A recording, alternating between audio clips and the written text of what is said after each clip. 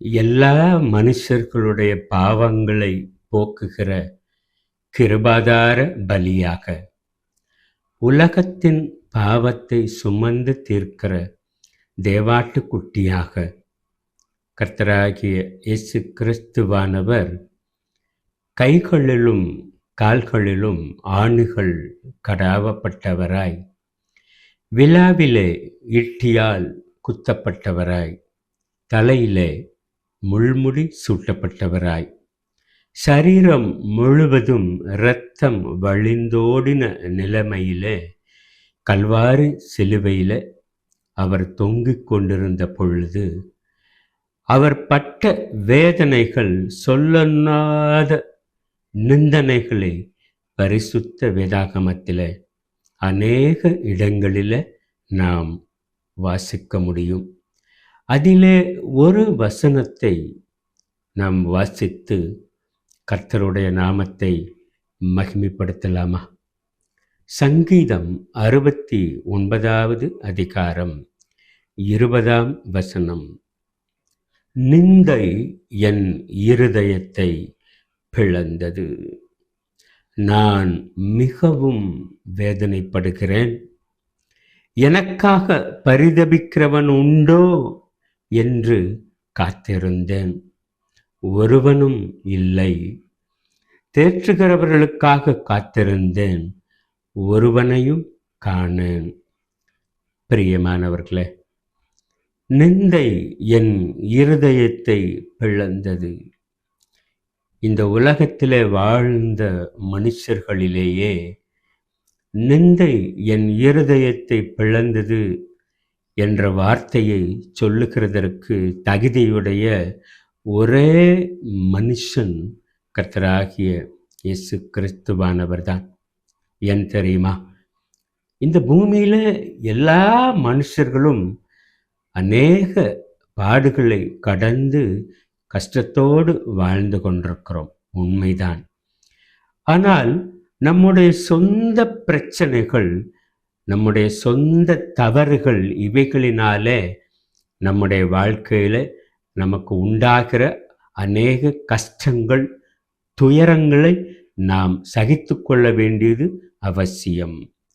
ஆனால் கர்த்தராகிய இயேசு கிறிஸ்துவானவரோ ஒரு பாவமும் செய்யாதவர், ஒரு குற்றமும் அறியாதவர்.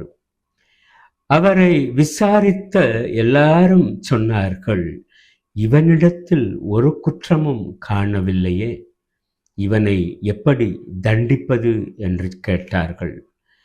பிரியமானவர்களே, அப்படி என்றால் நிந்தை என் இருதயத்தை பிளந்தது என்று இயேசு கிறிஸ்து சொல்லுகிற அந்த வார்த்தையினுடைய அர்த்தம் என்ன? ஏன் அவருடைய இருதயம் பிளக்கப்பட்டது? ஏன் அந்த நிந்தை அவருடைய இருதயத்தை பிளந்தது? நீங்களும் நானும் செய்த பாவம் அவர் மேல் சுமத்தப்பட்டதல்லவா? உலகத்தில் உள்ள எல்லா மனுஷர்களுடைய ஒட்டுமொத்த பாவத்தையும் அவருடைய சரீரத்தில் சுமத்தப்பட்டிருக்கிறது என்றால் எத்தனை பெரிய கோரமான வேதனையை அவர் சகித்திருக்க வேண்டும். அவமானம், நிந்தை, மன வியாகுலம், இவைகள் எல்லாவற்றையும் கர்த்தராகிய இயேசு கிறிஸ்துவானவர் நமக்காக சிலுவையிலே சகித்தார், பொறுமையாய் சகித்தார். ஏன் தெரியுமா? நீங்களும் நானும் ரட்சிக்கப்பட வேண்டும். நீங்களும் நானும் பிதாவாகிய தேவனிடத்திலே பாவ மன்னிப்பாகிய மீட்பை பெற வேண்டுமென்றால் பிதாவுக்கு உகந்த காணிக்கையான பலியாக கர்த்தராகிய இயேசு கிறிஸ்துவானவர் தம்முடைய பரிசுத்த இரத்தத்தை சிலுவையிலே சிந்துகிறதற்கு ஒப்பு கொடுக்க வேண்டியது அவசியமாய் போயிற்று. பிரியமானவர்களே, ஆகையினாலே நிந்தை என் இருதயத்தை பிளந்தது என்று கர்த்தராகிய இயேசு கிறிஸ்து சொல்லுகிறார். பரிதபிக்கிறவன் ஒருவனாகிலும் உண்டோ, தேற்றுகிறவன் ஒருவனாகிலும் உண்டோ என்று அவர் பார்த்த பொழுது ஒருவனும் இல்லை, ஒருவனாகிலும் இல்லை. எல்லாரும் அவரை விட்டு ஓடிப்போனார்கள். பிரியமானவர்களே, வருகிறவர்கள் போகிறவர்கள் எல்லாரும், அந்த வழியாய் நடந்து போனவர்கள் எல்லாரும் தலைகளை துலுக்கி அவரை பார்த்து பரிகாசம் செய்தார்கள் என்று வாசிக்கிறோம் அல்லவா? கர்த்தராகிய இயேசு கிறிஸ்து 2025 ஆண்டுகளுக்கு முன்பதாக மனுஷகுமாரனாய் இந்த பூமியிலே அவதரித்து எல்லா மனுஷர்களுக்காகவும் சிலுவையிலே அவர் இப்படிப்பட்ட பாடுகளை சகித்தார். ஆனால் அவர் இவ்விதமாய் மனுஷனுடைய பாவங்களுக்காக அடிக்கப்படுவார், நிந்தை அவருடைய இருதயத்தை பிளக்கும் என்பதை பழைய ஏற்பாட்டிலேயே தீர்க்க தரிசனமாய் பார்க்க முடிகிறது அல்லவா?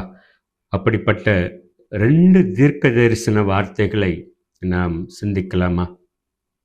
சங்கீதம் 109 அதிகாரம் 25 வசனம், நான் அவர்களுக்கு நிந்தையானேன், அவர்கள் என்னை பார்த்து தங்கள் தலைகளை துலுக்குகிறார்கள்.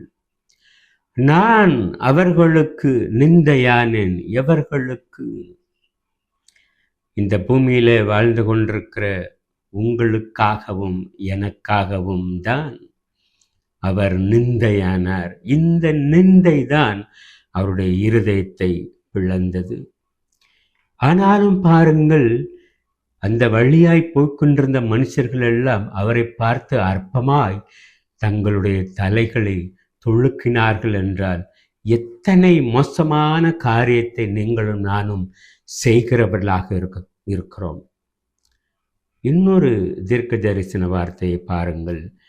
யோபுவின் புஸ்தகம் 16 அதிகாரம் 10 வசனம், எனக்கு விரோதமாக தங்கள் வாயை விரிவாய் திறக்கிறார்கள், நிந்தையாக என்னை கன்னத்தில் அடித்தார்கள், எனக்கு விரோதமாக ஏகமாய் கூட்டம் கூடினார்கள்.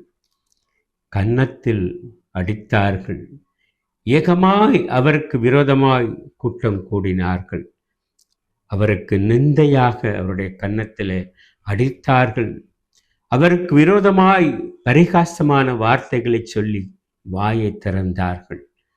இவைகளெல்லாம் யோபுவின் புஸ்தகத்திலேயே தீர்க்க தரிசனமாய் சொல்லப்பட்டிருக்கிறது. கர்த்தராகிய இயேசு கிறிஸ்துவானவர் உங்களுக்காகவும் எனக்காகவும் கல்வாரி சிலுவையிலே தன்னை பலியாக அடிக்கப்படுகிறதற்கு ஒப்பு கொடுத்த அந்த நேரத்தில் இவைகளெல்லாம் இந்த உலகத்திலே நிறைவேறி இருக்கிறது என்பதை நாம் மறந்துவிடக்கூடாது. பிரியமானவர்களே, இந்த இயேசு கிறிஸ்துவை ஒருவேளை நீங்கள் அறியாமல் இருப்பீர்கள் என்றால், நிந்தை அவருடைய இருதயத்தை பிளந்ததற்கு நீங்களும் காரணமாயிருக்கிறீர்கள் அல்லவா? பாவியான மனுஷன் எங்கே போய் பாவத்தை தொலைத்து கொள்ள முடியும்?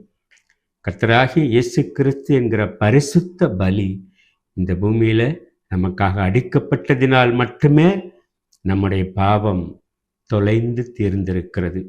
ஆகையினால் வாசிக்கப்பட்ட இந்த தீர்க்க தரிசன வார்த்தைகள் எல்லாம் கர்த்தராகிய இயேசு கிறிஸ்துவின் சிலுவை பாடுகளிலே, அவருடைய மரணத்திலே, அவருடைய உயிர்த்தெழுதலிலே நிறைவேறியிருக்கிறது என்பதை அறிந்து இந்த இயேசு கிறிஸ்துவை, உங்களுக்காக ஜீவனை கொடுத்த இயேசு கிறிஸ்துவை சொந்த இரட்சகராக தெய்வமாக ஏற்றுக்கொள்ளும்படி உங்களை அன்போடு கேட்டுக்கொள்கிறேன்.